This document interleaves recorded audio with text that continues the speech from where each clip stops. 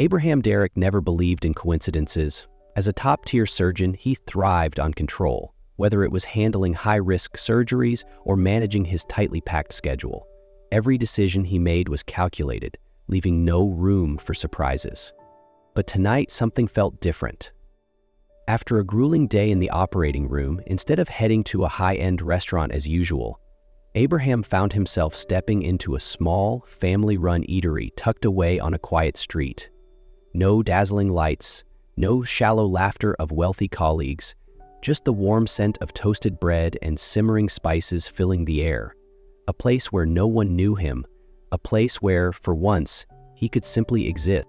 He chose a table by the window, ordered a steak and a glass of wine. For the first time in weeks, he allowed himself a moment of stillness. He closed his eyes, inhaling deeply, letting the tension in his shoulders ease ever so slightly. Then, through the soft murmur of the restaurant, a sound cut through, fragile, trembling sobs. Abraham's eyes snapped open, his brow furrowing as he scanned the room. In the far corner near the counter, a little girl sat on the floor, her tiny shoulders shaking as she wiped at her face with small fists. She couldn't have been older than 4. Dark curls framed her round face, and even from a distance, he could see the striking blue of her tear-filled eyes. Something in his chest tightened. He wasn't the type to get involved in personal matters, let alone a stranger's child. Yet before he could rationalize his next move, his feet had already carried him forward. He crouched down beside her, his voice lowering, softer than it had been in years. "Are you okay?" The little girl inhaled shakily, her wide eyes lifting to meet his. Her voice was barely a whisper. "I'm lost." A pang of unexpected concern hit him. This wasn't what he had anticipated tonight, but looking into her frightened blue eyes, Abraham knew he couldn't just walk away.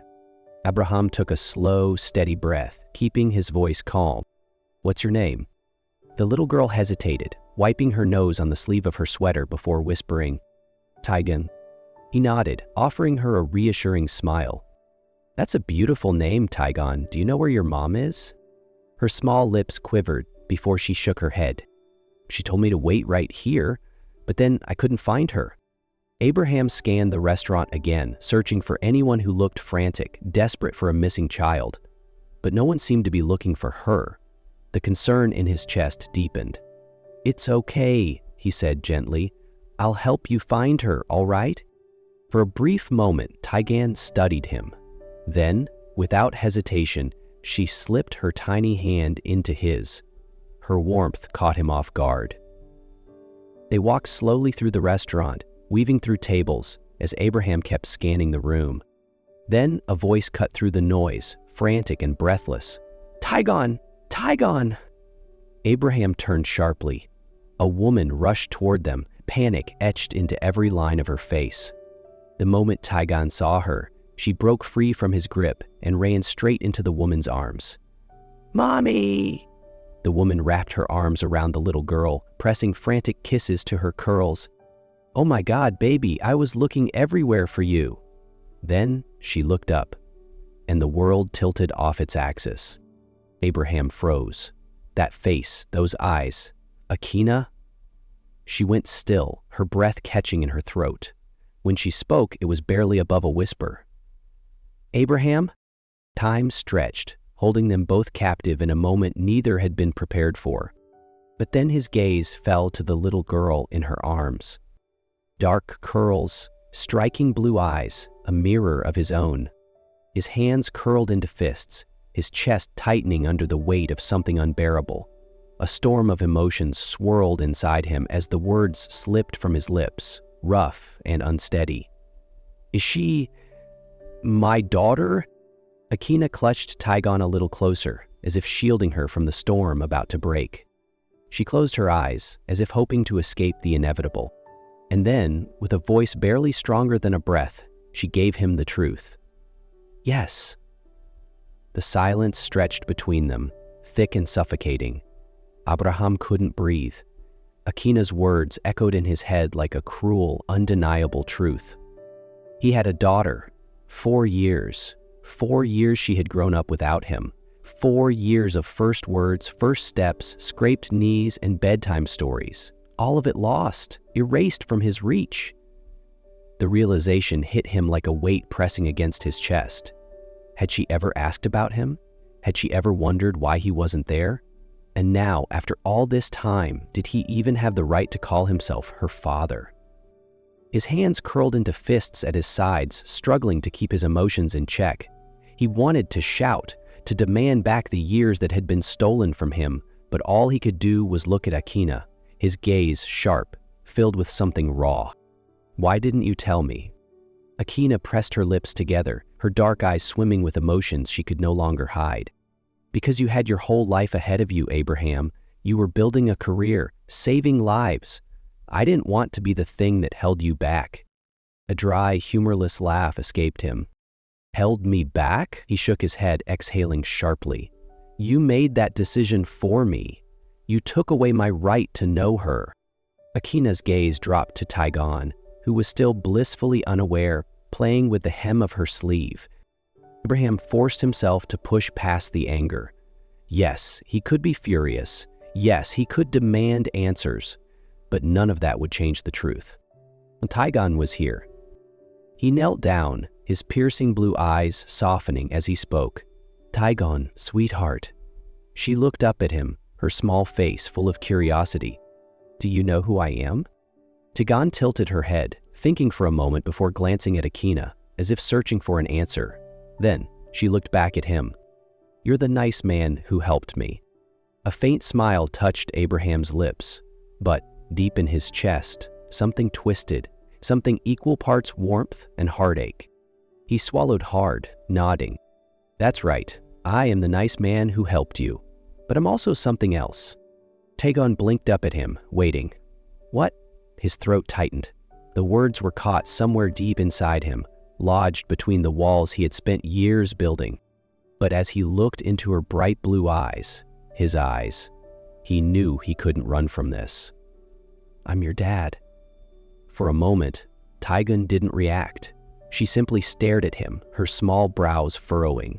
Then, slowly, she turned to Akina again, seeking confirmation. Akina inhaled, then gave a single, quiet nod. Tigon looked back at him, and to his utter disbelief, a small, delighted smile tugged at her lips. "Really?" Abraham felt something inside him crack wide open. He nodded, his voice softer now. "Really?" And then, the last thing he ever expected happened. Tigon reached out and took his hand. In that single moment as her tiny fingers curled around his, Abraham Derrick, the man who had spent his entire life chasing control, realized something. Some things were far more important than success. And right now, he was holding on to it. Tigon's tiny hand fit perfectly in Abraham's palm, small, delicate, warm. It was such a foreign feeling, one he had never expected to experience. Throughout his career, he had steadied his hands over countless surgical instruments, but he had never held something quite like this. Something so precious. Tigon gave his hand a light squeeze, as if to reassure herself this was real. And in that moment, Abraham knew he would never let her go. Akina stood beside them, her expression guarded. She wasn't pushing him away anymore, but the hesitation in her eyes was clear. Between them lay an invisible wall built from years of lost time, from choices that couldn't be undone. Abraham glanced toward the counter where Tigon had been crying just moments ago. Now she was holding his hand like he had been there all along. "What do you want to do now?" Akina asked, her voice measured, cautious. He met her gaze, unwavering. "I want to be in her life." A beat of silence stretched between them before she nodded. "We have to take it slow, Abraham. She doesn't know anything about you yet." He squeezed Tigon's hand just slightly, grounding himself. "I know, but I'm not going anywhere." That evening, Akina allowed him into their home for dinner. As he stepped inside the small apartment, he felt something unfamiliar, a quiet warmth that had never existed in his own luxurious, sterile penthouse. Tigon twirled in a bright princess dress, her tiara slightly askew. "I'm a warrior princess today," she announced proudly. Abraham chuckled. "Does that mean I get to be a knight?" Tigon tilted her head in thought before flashing a bright smile. "Only if you help me fight dragons," he smirked. "Deal." Dinner was filled with chatter, mostly from Tigon, who excitedly talked about fairy tales, preschool, and how each of her stuffed animals had their own names and personalities. Abraham listened, drinking in every detail, engraving them into his memory like they were the most important things in the world. After dinner, Tigon pulled out a set of crayons and paper. She scribbled with fierce concentration before finally holding up her drawing for him to see. 3 figures: her mother, and a tall man, all holding hands. Abraham's chest tightened.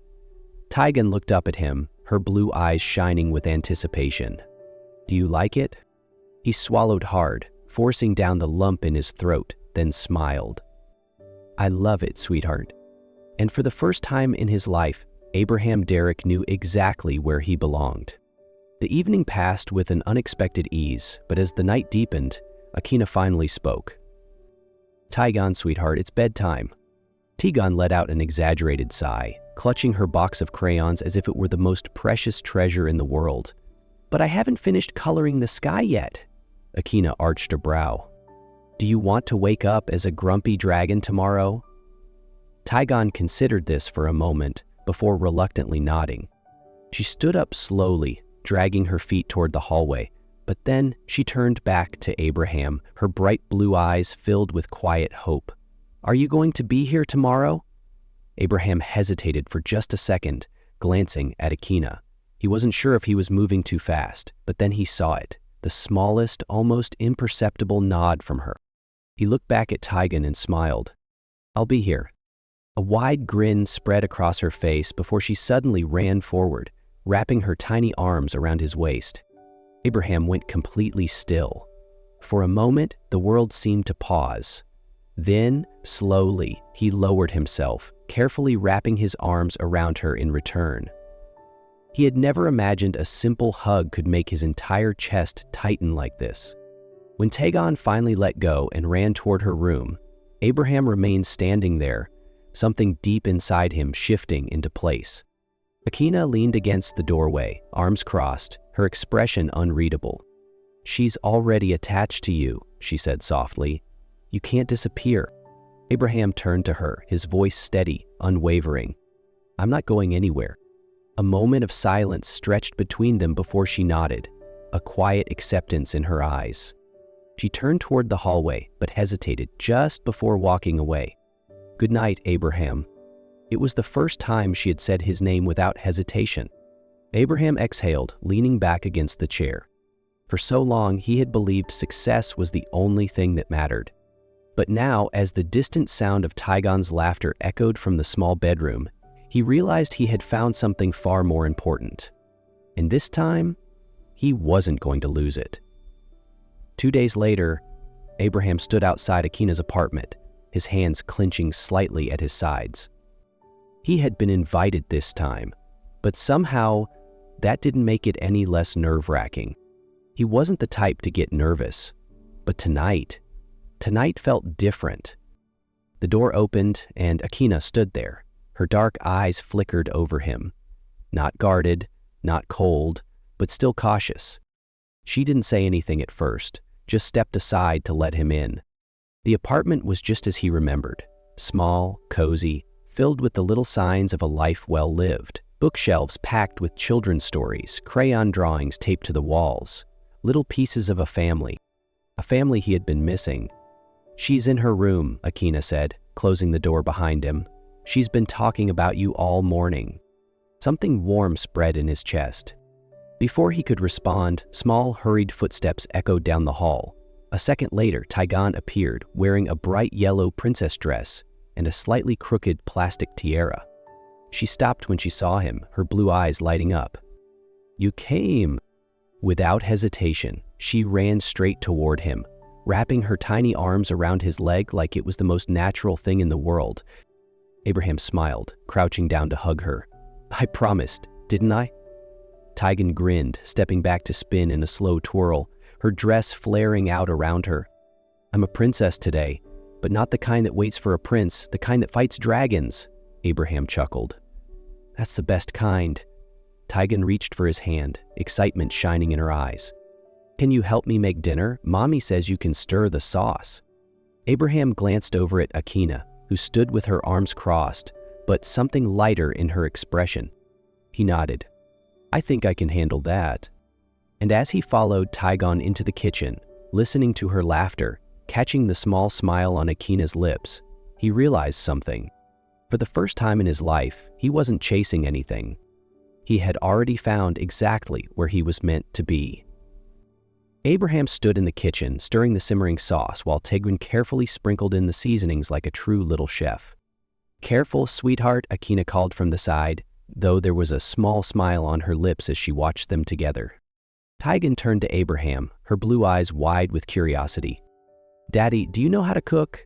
Abraham chuckled, glancing at the sauce before admitting, Not really, but I think I have a pretty great teacher. Tigon beamed, giving his arm an encouraging pat. Then I'll teach you. At that moment, something settled inside him, an understanding that he had missed so much. But now, he wasn't going to miss another moment. After dinner, Tigon pulled Abraham toward the coffee table, where she had already set up crayons and paper. Draw with me, Daddy.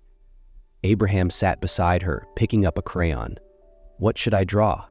Tigon tilted her head thoughtfully before grinning. Draw us. He smiled and started sketching simple figures, a tall man, a beautiful woman, and a small girl in the middle, all holding hands. When he finished, Tigon stared at the drawing for a long moment, then looked up at him, eyes shining. Daddy, can I keep this? His throat tightened. Of course, sweetheart. Tigon carefully hugged the picture to her chest, as if it were the most precious treasure in the world. From across the room, Akina, who had been watching quietly, finally spoke. Tigon, sweetheart, it's bedtime. Tigon sighed dramatically, but this time, she didn't argue. Before she left, she turned back and wrapped her small arms tightly around Abraham. I love you, Daddy. 3 simple words, yet they shattered every wall inside him. He had spent years making life or death decisions in the operating room, but nothing had ever felt as monumental as this. Nothing had ever made his heart ache and swell at the same time the way those words did. He bent down, pressing a soft kiss to her curls. I love you too, Tigon. As the bedroom door closed, Abraham remained standing there, his heart full in a way it had never been before. Akina met his gaze, her expression softer than it had ever been. You're doing great, Abraham. And for the first time in his life, he truly believed it. 3 months later, Abraham knelt in the small garden behind Akina's apartment, his hands clutching a dark blue velvet box. In front of him, Akina stood frozen, her brown eyes wide with shock. What are you doing? She whispered. Abraham took a deep breath, holding her gaze with the same unwavering determination she had always known. But this time, it wasn't for a difficult surgery or a high-stakes decision. This time, it was for her. I lost you once, Akina, and I know I don't deserve another chance so easily. But if there's one thing I've learned, it's that family isn't about being perfect. It's about choosing each other every single day. And I want to choose you. Forever. He opened the box, revealing a simple yet elegant platinum ring that shimmered under the warm evening light. Let me do this right. I love you, I love Tigon, and I want to spend the rest of my life protecting both of you. Akina covered her mouth with her hands, silent tears streaming down her cheeks. Tigon, who had been watching nearby, squealed in excitement. Say yes, Mommy, we'll be a real family. Akina let out a soft laugh through her tears before finally nodding. Yes, Abraham, I'll marry you. He stood up, pulling her into his arms, holding her as if he would never let go. 1 year later, under a canopy of white blossoms, Akina walked down the aisle, her hand tightly holding Tigon's. Tigon, dressed in a delicate little dress, whispered excitedly, Mommy, you look so pretty. Akina squeezed her daughter's hand, then lifted her gaze to meet Abraham's, her future waiting at the end of the aisle. When their vows were exchanged, when Abraham kissed her under the watchful eyes of their loved ones, Akina knew she had finally found where she truly belonged. 2 years later, their home wasn't just filled with warmth and laughter. It was filled with love, with memories being made every single day, the kind of home he never knew he needed, but now couldn't imagine living without. Tigon ran through the yard, her tiny hands clutching the string of a dragon-shaped kite that Abraham had made for her. Akina stood on the porch, her hands resting gently on her stomach, where a new life was growing. Abraham stepped up behind her, wrapping his arms around her, pressing a soft kiss to her hair. "I love you," he whispered. Akina smiled, leaning into him. They had come so far, from loss and uncertainty to something unbreakable, a family, a love that would never fade.